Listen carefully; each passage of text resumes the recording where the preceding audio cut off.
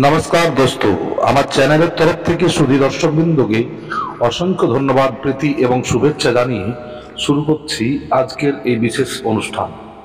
দর্শকগণ, আজ আমি একটি এমনই ঘটনা এবং একটি সাধনা নিয়ে আপনাদের সামনে এই ভিডিওটি বানিয়েছি, তা শুনেও আপনাদের অনেকটাই আশ্চর্যচকিত লাগবে। কিন্তু এটা যা বলছি সেটা কিন্তু বাস্তবিক সত্য। এই ঘটনাটি কিছুদিন পূর্বে, অর্থাৎ আজ থেকে প্রায় 6-7 দিন পূর্বে আমাকে ফোন করে বলেছিলেন এক আসামের ব্যক্তি, যে ব্যক্তির সাথে আমার আলাপ হয়েছিল এই ইউটিউবের মাধ্যমেই। কারণ তিনি আমাকে ফোন করে আমার ভিডিও দেখার পর আমাকে জানিয়েছিলেন তার দুঃখের কথা এবং তার কি কি সমস্যা আছে, সেই সব সমস্যার কথা। সমস্যাটা আমি এখন বলছি না, সেটা আপনারা ঘটনাক্রমেই জানতে পারবেন। কারণ সমস্যাটা খুবই ভয়ঙ্কর এবং এক মানুষের পক্ষে সহ্য করা খুবই বেদনাদায়ক। দর্শকগণ, জীবনে কিছু কিছু এমন ঘটনা ঘটে যে ঘটনাগুলো মানুষের পুরো জীবনটাকে বরবাদ করে দেয়। এই ধরনেরই ঘটনা এই মানুষটির জীবনেও ঘটে গেছে। সেটি ঘটেছে আজ থেকে প্রায় 14 বছর আগে। তারা সেই 14 বছর আগের থেকে এখনো অবধি সেই সমস্যার মধ্যে তাদের জীবনযাপন করছেন। দর্শকগণ, এই সমস্যাটার কথাটা আগে বলি আপনাদের কাছে, তাহলে ঘটনাটা জানাতে ভালো হবে। যে এই মানুষটি যিনি আমার সাথে যোগাযোগ করেছিলেন, এনার বাড়ি হচ্ছে আসামে, এবং আসামের রঙ্গিয়া ডিস্ট্রিক্টে। তো এই জায়গা থেকে তিনি আমাকে ফোন করেছিলেন এবং তিনি বর্তমানে একটি কাজে যুক্ত আছেন, কোনো কোম্পানির কাজে, এবং তিনি কর্মরত। কিন্তু আজ থেকে প্রায় 14 বছর আগে তার একটি ছেলে ছিল 7 বছর বয়সের। সে কিন্তু কোনো ঘটনাক্রমে তার কাছ থেকে আলাদা হয়ে যায় বা তার জীবন থেকে হারিয়ে যায়, এবং সেই ছেলেটির খোঁজ করতে করতে আজ 14 বছর হয়ে গেছে, কিন্তু কোনো খোঁজখবর তারা পাননি। এমত অবস্থায় তারা বিভিন্ন জায়গায় গেছেন, বিভিন্ন প্রয়োগ করেছেন বা বিভিন্ন জিনিস দেখে শুনে আজ তারা প্রায় বিহ্বল হয়ে পড়েছিলেন যে আর হয়তো তাকে খুঁজে পাওয়া যাবে না। কিন্তু মানুষের কপালে কি যে হয় বা মানুষ কার হাত দিয়ে কী করাবে কেউ জানে না। সবই অদৃষ্টের লিখন বা তার নিয়তির আওতায়। এইভাবেই তারা চলতে চলতে হঠাৎ একদিন আমাকে ফোন করেন। ওই জায়া দম্পতি আমাকে ফোন করে সব কথা বলেন, এবং আমি তাদের একটা কথাই বলেছিলাম, বলি দেখুন, আমার তো কোনো ক্ষমতা নেই, আমি যে দেবীর একটি ক্ষুদ্র ভক্ত, তো সেই মায়ের কাছে স্রেফ আপনার জন্য প্রার্থনা করতে পারব, তাছাড়া অন্য কিছুই করতে পারবো না।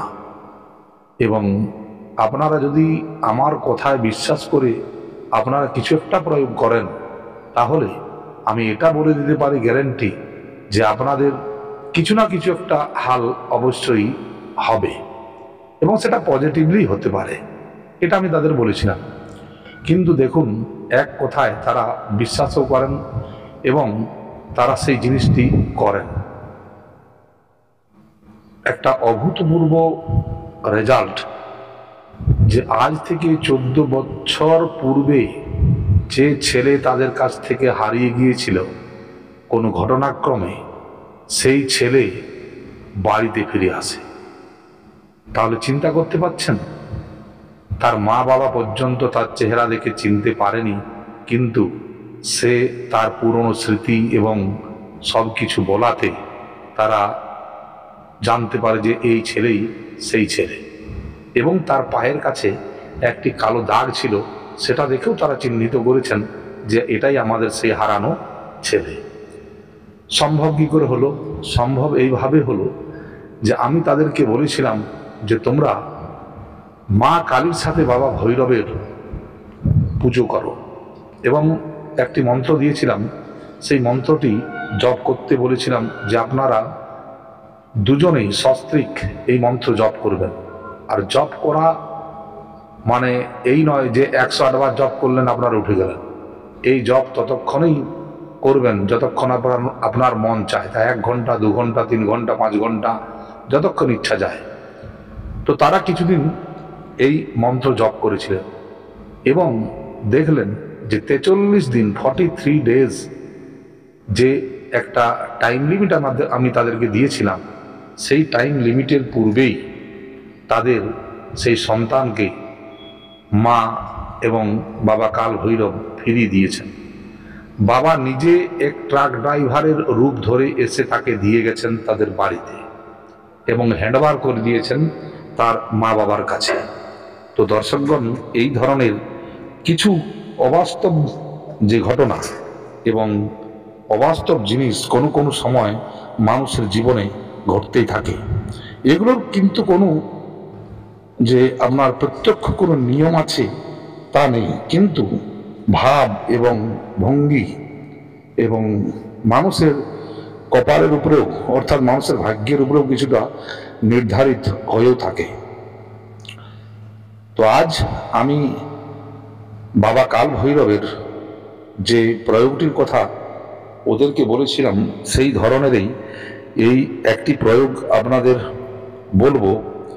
যারা নিদারুণ কোনো কষ্টের মধ্যে আছেন, যেমন ঘরে কেউ বাইরের লোক তন্ত্রক্রিয়া করছে বা আপনাদেরকে অতিষ্ঠ করে তুলেছে, আপনার স্থাবর অস্থাবর সম্পত্তির উপরে কোনোভাবে লোভ করছে বা আপনাকে জীবন থেকে মুছে দেওয়ার চেষ্টা করছে, এই মতো অবস্থায় এই সব সাধনা বা এই সব মন্ত্র জপ জীবনে একটা উত্তম পরিণাম এনে দিতে পারে। দর্শকগণ, এই ঘটনাগুলো বা এই সব মন্ত্রগুলো জীবনের প্রতিটা ক্ষণে ক্ষণে আপনাকে ঈশ্বর ভক্তির কি পরিণাম তা কিন্তু বলে দেয়। কিছু অজ্ঞানী এবং নির্বোধ মানুষ অনেকেই এই সব ঘটনাগুলোকে বিভিন্ন নাম দিয়ে চালিয়ে দেয়, কারণ তাদের নিজস্ব বাস্তবিক জ্ঞান বুদ্ধিটুকুও নেই। তারা বোঝেই না এই পৃথিবীর রহস্য কি, বা তারা কোনোদিন ভগবান ভক্তিও করে না। যদি কেউ ভগবান ভক্তি করে থাকে তো তার ফল অবধারিত পাবে। দেখুন, পূজা পাঠ যে ফুল নৈবেদ্য ভোগ ইত্যাদি দিয়েই পূজা করতে হবে এমন কোনো কথা নেই। পূজা অনেক রকমের হয়। কোনো গরিব মানুষকে দান করাটাও একটা পূজা। একটা জীবের প্রতি সহানুভূতি রাখা, সেটাও একটা পূজা। কোনো অসুস্থ ব্যক্তিকে সুস্থ করে তুলতে তার প্রতি সাহায্য, সেটাও একটা ভগবানের পূজা। এই নয় যাগ যজ্ঞ ধর্ম করলেই পুজো হয়। হ্যাঁ, সেটারও একটা রাস্তা আছে, সেটারও একটা আছে। এই ম্যাটেরিয়ালিস্টিক ওয়ার্ল্ডে সেটারও একটা দাম আছে।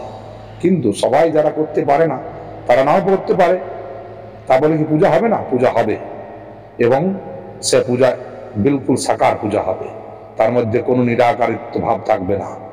দর্শকগণ, এই ভিডিওতে আমি বাবা কাল ভৈরবের যে প্রয়োগটির কথা বলছি, যদি আপনারা যাদের বাড়িতে কোনো অসুবিধা আছে, কোনো নেগেটিভ এনার্জি আছে, বা কোনো মানুষ কোনো তান্ত্রিক গুণী ওঝাদের দ্বারা বারবার প্রতারিত হচ্ছেন এবং আপনাকে মেরে ফেলার উদ্যোগ করা হচ্ছে, সেই সব সময় এই প্রয়োগ এক অতুলনীয় প্রয়োগ, যে প্রয়োগ করে আপনারা জীবনে বেঁচে থাকতে পারবেন এবং আপনার অস্তিত্বটুকু বজায় থাকতে পারবে। দর্শকগণ, এই সব সাধনা, এই কাল ভৈরবের সাধনা যে কোনো ভৈরব অষ্টমী থেকে আপনারা শুরু করতে পারেন, কিংবা আপনারা যে কোনো সোমবার, চতুর্দশী এই সব দিনগুলোতেই শুরু করতে পারেন। তবে শুক্লপক্ষের দিনগুলোতে করা শ্রেয় বলে মনে করি। কারণ চন্দ্রমা যুক্ত হলে তার সুখকারক এবং আনন্দদায়ক হয়। তাই এই সব সাধনাগুলো আপনারা শুক্লপক্ষে করে দেখবেন, কিংবা দীপাবলি, হোলি, চন্দ্রগ্রহণ, সূর্যগ্রহণ, এই যে সব এক একটা খুব সুন্দর দিন আছে, এগুলোতে করলে অতি অবশ্যই যে কোনো সাধনা ফলীভূত হতে বাধ্য। তো দর্শকগণ, আজ আমি যে সাধনাটি বলছি এটা হচ্ছে বাবা কাল ভৈরবের সাধনা। এবং সাধনা বা ভক্তি যেটাই বলুন সেটাই আপনি মানতে বাধ্য হবেন। তো এটা করবেন কিভাবে? ওই যে বিশিষ্ট দিনগুলোতে বললাম, ওই বিশিষ্ট দিনে আপনারা একটি বাবার ফটো জোগাড় করবেন। যদি কিছু না পান তাহলে ভগবান ভোলেনাথেরই একটা ফটো রাখবেন, এবং ফটোটি রাখবেন উত্তর দিকে, অর্থাৎ আপনার বাড়ির উত্তর দিকে ওই ফটোটার পিঠ হবে এবং মুখ হবে দক্ষিণ দিকে। আপনি বসবেন উত্তরমুখী হয়ে, এবং যখন বসবেন তখন একটি সাদা আসনের উপর বসবেন, এবং বসে আপনারা সাদা বস্ত্র পরতে পারেন কিংবা কালো বস্ত্র পরতে পারেন। এই ধরনের পরিধান করে আপনারা ওই বাবার ফটোর সামনে একটি চৌমুখা প্রদীপ, সরষের তেলের একটি চৌমুখা প্রদীপ জ্বালাবেন, এবং এক মুঠো কালো তিল নেবেন, এক মুঠো ওই তিল, এবং নেবেন 9টি কিংবা 7টি কিংবা 5টি সংখ্যায় লংবালা লং, যে লংয়ের উপর ফুল থাকে সেই ফুলবালা লং নেবেন, এবং 2টি এলাচ নেবেন, ছোট এলাচি সবুজ রঙের, ওই দুটো নেবেন। নেওয়ার পরে আপনারা সর্বপ্রথম আপনারা আসন শুদ্ধি, জল শুদ্ধি ইত্যাদি করে নেবেন। যদি লাল জবা ফুল পান খুবই ভালো হয়। এরপরে আপনারা সর্বপ্রথম গণেশের ধ্যান, গুরুর ধ্যান, এবং আপনারা ভগবান ভোলেনাথের ধ্যান করবেন। করার পর ওদের মালা মন্ত্র যদি আপনার নেওয়া থাকে তাহলে সেগুলো জপ করবেন, এবং এরপর আপনারা বাবা কাল ভৈরবকে আহ্বান করবেন। কিভাবে করবেন সোজা সরল ভাষায় আমি বলে দিচ্ছি, যে হে বাবা কাল ভৈরব, হে কলিকালের দেবতা, আমরা প্রচণ্ড সমস্যার সম্মুখীন। এমতো অবস্থায় আপনি ছাড়া আমাদের রক্ষা করার কেউ নেই। আপনি আমাদের এই জায়গায় এসে আমাদের রক্ষা করুন। আপনার শরণাগত আমরা, আপনার ছেলে আমরা, আপনার মেয়ে আমরা, আমাদের রক্ষা করুন বাবা। এই কথা বলে বাবাকে প্রণাম করবেন, এবং বাবার কাছে আপনারা এই কথা যখন বলবেন তখন কিন্তু হাতে জল, ফুল, চাল নিয়ে আপনার নিজের নাম, গোত্র, স্থান ইত্যাদি বলে ওই জলটি ওইভাবে বলে আপনারা ওই ফটোর কাছে রেখে দেবেন, ফেলে দেবেন মাটিতে, এবং এরপর হাত ধুয়ে বাবার পূজা করবেন, বাবাকে সিঁদুর লাগাবেন, বাবাকে রক্তচন্দনের টিকা লাগাবেন, ফুল দেবেন, চালগুলোকে, আতপ চালগুলোকে লাল রঙে রাঙিয়ে সেই চাল দেবেন, এবং গুড়ের নির্মিত যে কোনো ভোগ আপনারা দিতে পারেন, বা লাল রঙের মিষ্টান্ন দ্রব্য আপনারা দিতে পারেন, এবং একটি জলের গ্লাস আপনারা রাখবেন, এবং ডাব জল, একটা ডাব কেটে ডাবের জলটা গ্লাসে দিয়ে ওই ডাবের জলে সামান্য পরিমাণ আদা এবং গুড় দিয়ে বাবাকে ভোগ দেবেন। এইভাবে আপনারা ভোগ দিয়ে বাবাকে সন্তুষ্ট করবেন, এবং বাবার মন্ত্র জপ করবেন। এটা আমি বলে দিই কি মন্ত্র জপ করবেন। ওম নমো কাল ভৈরবায় নমঃ, এইভাবে মন্ত্র জপ করবেন। এবং মন্ত্র জপ করার সময় ওই যে তিল এনেছিলেন কালো তিল, ওই কালো তিলের 21টি তিল কিংবা 16টি 21টি তিল নমো কাল ভৈরবায় নমঃ এই মন্ত্র বলে আপনারা ওই প্রজ্বলিত দ্বীপের মধ্যে দেবেন, এবং যে 5টি 7টি যে লং এনেছিলেন ওই লংগুলোকে ওই একই মন্ত্রে আপনারা ওই প্রজ্বলিত দ্বীপের ভিতর দিয়ে দেবেন, এবং এলাচ দুটিকেও দিয়ে দেবেন। এইভাবে বাপের প্রতিদিন আপনারা মন্ত্র জপ করুন। দেখুন জীবনে প্রতিটা কর্মে আপনার বাধা বিপত্তি কেমন কর্পূরের মতো উড়ে যাবে। আপনার জীবনে যে কোনো জিনিসে আপনি জয়ী হতে পারবেন, যে কোনো জিনিসে। তাই অর্থ, সম্পত্তি, ভোগ বিলাস প্রতিটি জিনিসে আপনি বিজয়ী হতে পারবেন, এটা বলে দিলাম। যারা সময় সময় ভয় খান, ভূত প্রেত যাদের বেশি অ্যাটাক করে, তারাও এই প্রয়োগটি করলে অতি অবশ্যই নিস্তার পাবেন। জীবনের প্রতিটি ক্ষেত্রে বাবা আপনার কাছে ঢাল হয়ে দাঁড়িয়ে থাকবেন, এটা আমি গ্যারান্টি দিলাম। বাবার প্রতি ভক্তি, বিশ্বাস এবং শ্রদ্ধা রাখুন। কোনো কুকুরকে আপনারা মারামারি করবেন না। কুকুরকে মারামারি করলে মানুষের গ্রহ দুর্বল হয় এবং মানুষের বিভিন্ন অসুবিধার সম্মুখীন হতে হয়, কারণ এই কুকুর হলো বাবার বাহন। এবং এদেরকে যদি আপনি একটুকু ভালোবেসে দুটো রুটি খেতে দেন, দেখবেন আপনার শত্রু সংখ্যা দিন প্রতিদিন কমেই যাচ্ছে। এটা আপনারা করে দেখবেন, বাস্তবিক জিনিস যেগুলো আমি জীবনে উপলব্ধি করেছি, সেই কথাগুলি আপনাদের আমি বললাম। তো দর্শকগণ, আজকের এই ভিডিও আপনাদের কেমন লাগলো সেটা আপনারা বলবেন এবং শেয়ার কমেন্ট অতি অবশ্যই করবেন। যে মন্ত্রটি বললাম, মন্ত্রটি ছোট মন্ত্র, আমি আরেকবার বলে দিচ্ছি, ওম নমো কাল ভৈরবায় নমঃ। এই মন্ত্র